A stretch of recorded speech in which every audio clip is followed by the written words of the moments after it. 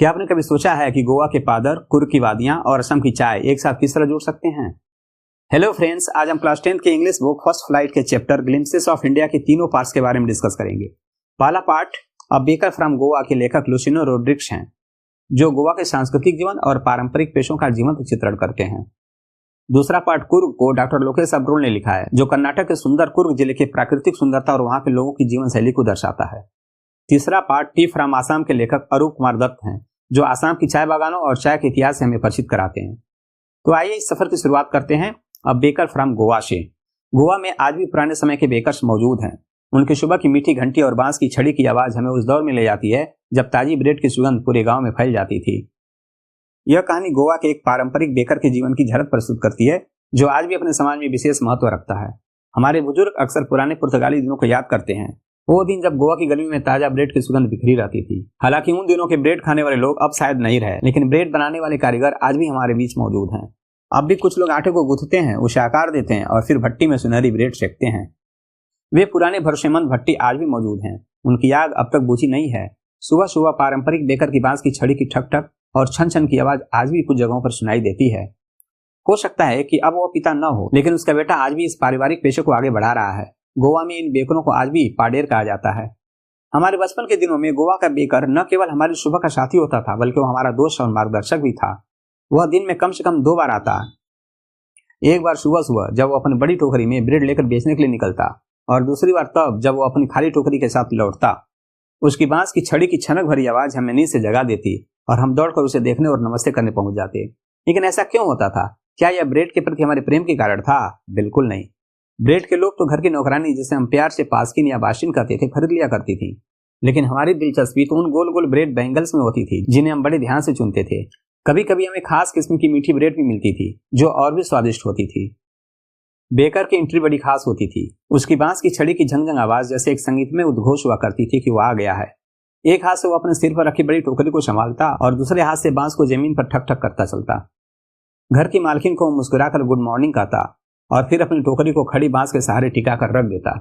हम बच्चे उत्सुकता से बेकर की टोकरी के पास पहुंचते, लेकिन हमें हल्की सी डांट के साथ एक तरफ कर दिया जाता और ब्रेड के लोफ नौकरानी को दे दिए जाते। मगर हम इतनी आसानी से हार मानने वाले नहीं थे। किसी तरह बेंच या दीवार पर चढ़कर हम झांक झांक कर उस टोकरी में अपनी पसंदीदा ब्रेड बैंगल्स तलाशते।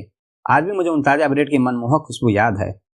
बड़ों के लिए ब्रेड के लोफ और बच्चों के लिए गोल गोल ब्रेड बैंगल्स। उस वक्त हमें दांत साफ करने या मुंह धोने की कोई परवाह नहीं थी, और हो भी क्यों। आखिर आम की पतली टहनियां तोड़कर ब्रश बनाने की झंझट कौन उठाए? और वैसे भी जब बाघ अपने दांत नहीं साफ करता तो हमें इसकी क्या जरूरत थी? आखिर गर्मा गर्म चाय सब कुछ धो पोंछ कर साफ कर देती थी, है ना? शादी के तोहफे बिना उस खास मीठी ब्रेड बोल के अधूरे लगते थे, जैसे कोई पार्टी या दावत बिना ब्रेड के फीकी लगती थी। एक गांव के लिए बेकर का महत्व कितना बड़ा है, इसे शब्दों में बयां करना मुश्किल है। घर की मालकिन की बेटी की सगाई के मौके पर सैंडविच जरूर बनाने होते थे।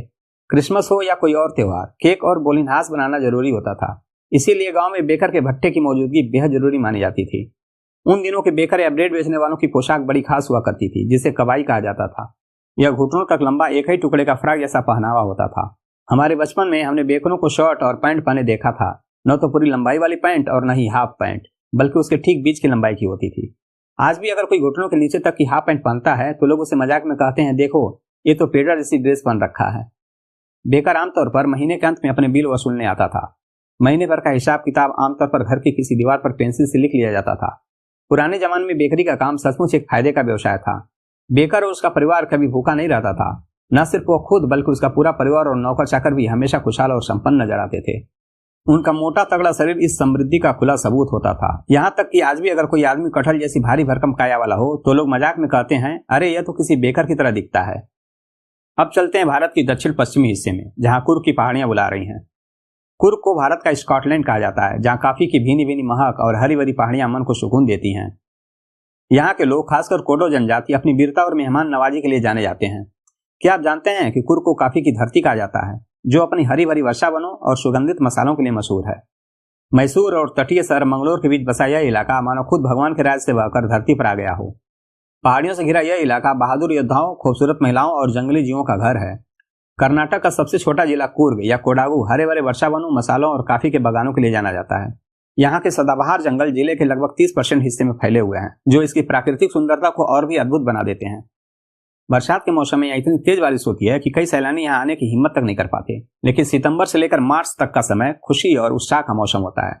कभी कभी हल्की फुहारें इसे और भी खुशनुमा बना देती हैं। हवा में ताजी कॉफी की खुशबू घुली रहती है जो हर सांस के साथ मन को तरोताजा कर देती है। यहाँ के काफी बागान और पुराने औपनिवेशिक बंगलों को आप घने पेड़ों की छांव में कोनों कोनों में छिपे हुए देख सकते हैं। कुर्ग के लोग स्वभाव से बेहद स्वतंत्र और साहसी होते हैं। माना जाता है कि उनके पूर्वज ग्रीक या अरबी वंश के हो सकते हैं। एक लोक कथा के अनुसार सिकंदर महान की सेना का एक दल दक्षिण तट की ओर बढ़ता गया और जब वापसी असंभव हो गई तो वे वहीं बस गए। इन लोगों ने स्थानीय निवासियों के साथ विवाह कर लिया और उनकी संस्कृति का प्रभाव उनके युद्ध कौशल, विवाह और धार्मिक अनुष्ठानों में साफ दिखाई देता है, जो मुख्य धारा के हिंदू रीति रिवाजों से काफी अलग है। इनके अरबी वंशज होने की मान्यता को उनके पारंपरिक पहनावे से भी बल मिलता है। कोडावी पुरुष एक लंबा काला कोट पहनते हैं जिसकी कमर पर कढ़ाईदार पट्टी होती है। इसे कुप्पिया कहा जाता है जो अरबों और कुर्दों के द्वारा पहने जाने वाले कुफिया से काफी मिलता जुलता है। कुर्ग के घरों में मेहमान नवाजी की परंपरा सदियों से चली आ रही है।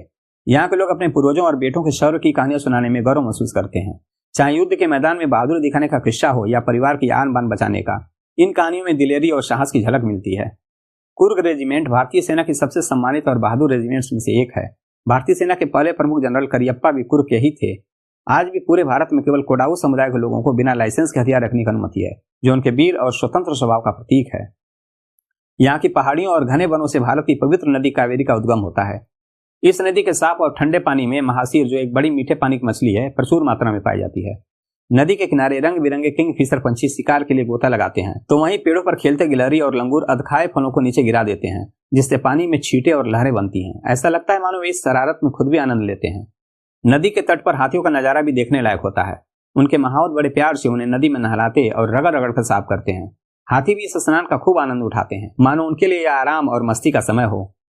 सबसे ज्यादा आराम पसंद लोग यहाँ आकर ऊर्जावान रोमांचक जीवन के दीवाने बन जाते हैं।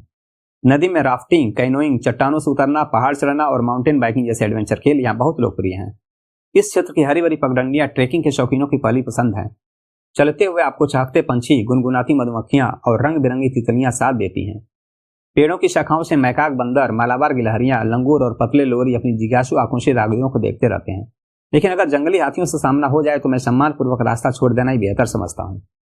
ब्रह्मगिरी पहाड़ियों पर चढ़ाई करने के बाद कुर्ग का धुंध से घिरा विशाल परिदृश्य आंखों के सामने खुल जाता है, जो किसी सपने जैसा लगता है। वहीं रस्सी के पुल को पार करके आप पहुंचते हैं 64 एकड़ में फैले प्राकृतिक द्वीप निसर्ग धामा तक, जो अपनी शांतिपूर्ण और सुरम्य वातावरण के लिए प्रसिद्ध है। यहाँ पहुंचकर हर कोई प्रकृति के इस अद्भुत उपहार का आनंद लेना चाहता है। भारत के सबसे बड़े तिब्बती बस्ती बायला कुप्पे में रहने वाले बौद्ध भिक्षुओं से मिलना कुर्ग की यात्रा का एक और खास अनुभव है। लाल, गेरुए और पीले वस्त्रों में लिपटे भिक्षु यहाँ आने वाले पर्यटकों के लिए एक सुखद आश्चर्य की तरह होते हैं। कुर्ग के प्राकृतिक सौंदर्य के बीच इन भिक्षुओं से मिलकर ऐसा लगता है मानो भारत की सांस्कृतिक आत्मा को और भी करीब से महसूस किया जा रहा है। यही वजह है कि कुर्ग सिर्फ अपनी वादियों के लिए ही नहीं बल्कि विविध परंपराओं के संगम के लिए भी जाना जाता है। अब हमारा सफर इस चैप्टर के तीसरे भाग टी फ्रॉम आसाम की ओर बढ़ता है, जो हमें असम के चाय बागानों तक ले जाता है। असम, जहाँ दुनिया की सबसे बेहतरीन चाय उगाई जाती है। क्या आपने कभी सोचा है कि चाय की खोज कैसे हुई? चीन और भारत दोनों की अपनी अपनी दिलचस्प कहानियां हैं। यह चैप्टर हमें आसाम की सुरम्य वादियों और चाय के सफर से परिचित कराता है। प्रांजल, जो असम का रहने वाला है, दिल्ली के स्कूल में राजवीर का सहपाठी है। प्रांजल के पिता ऊपरी असम के एक चाय बागान के प्रबंधक हैं और गर्मी की छुट्टियों में प्रांजल ने राजवीर को अपने घर आने का निमंत्रण दिया है। चाय, गरम गरम चाय, एक चाय वाला तेज आवाज में पुकारता हुआ उनकी खिड़की के पास आया और बोला, चाय लीजिए साहब। हमें 2 कप दीजिए, प्रांजल ने कहा। दोनों ने गर्मा गर्म चाय की चुस्कियां ली। डिब्बे में बैठे लगभग सभी यात्री चाय का आनंद ले रहे थे। क्या तुम जानते हो कि दुनिया भर में हर दिन 80 करोड़ से भी ज्यादा कप चाय पी जाती है? राजवीर ने कहा। वाह, प्रांजल चौंकते हुए बोला। सच में चाय तो बहुत लोकप्रिय है। ट्रेन स्टेशन से आगे बढ़ चली। प्रांजल फिर से अपनी जासूसी किताब में डूब गया। राजवीर को भी जासूसी कहानियां पसंद थी, लेकिन इस वक्त वो खिड़की के बाहर के सुंदर नजारे देखने में ज्यादा रुचि ले रहा था। हर ओर हरी भरी हरियाली फैली हुई थी। इतनी हरियाली उसने पहले कभी नहीं देखी थी। धीरे धीरे हरे धान के खेतों की जगह चाय की झाड़ियां दिखने लगी। यह दृश्य वाकई शानदार था। घने जंगलों वाली पहाड़ियों की पृष्ठभूमि में चाय की झाड़ियों का समंदर आंखों के आखिरी छोर तक फैला हुआ था। छोटे छोटे चाय के पौधों के ऊपर लंबे मजबूत छायादार पेड़ थे। झाड़ियों की सुव्यवस्थित पत्तियों के बीच गुड़िया जैसी आकृतियां व्यस्तता से काम कर रही थी। दूर कहीं एक बदसूरत इमारत दिख रही थी जिसकी ऊंची चिमनियों से धुआं निकल रहा था। अरे, चाय का बागान! राजवीर उत्साहित होकर चिल्लाया। प्रांजल, जो चाय के बागान में ही जन्मा और पला बड़ा था, राजवीर जितना उत्साहित नहीं हुआ। उसने सामान्य स्वर में कहा, अरे अब तो हम चाय के देश में आ गए हैं। असम में दुनिया के सबसे बड़े चाय बागान हैं। तुम इतनी चाय के बागान देखोगे कि जिंदगी भर के लिए काफी होंगे, प्रांजल ने कहा। मैंने चाय के बारे में जितना हो सका पढ़ा है, राजवीर बोला। किसी को ठीक से नहीं पता कि चाय की खोज किसने की, लेकिन इसके बारे में कई कथाएं प्रचलित हैं। कौन सी कथाएं? प्रांजल ने उत्सुकता से पूछा। एक कथा तो चीनी सम्राट की है, जो हमेशा पानी उबालकर पीता था। एक दिन पानी उबालते समय आग में जल रही कुछ टहनियों की पत्तियां पानी में गिर गईं और पानी में एक अद्भुत स्वाद आ गया। कहा जाता है कि वे चाय की पत्तियां थीं। और सुनाओ, प्रांजल ने मुस्कुराते हुए कहा।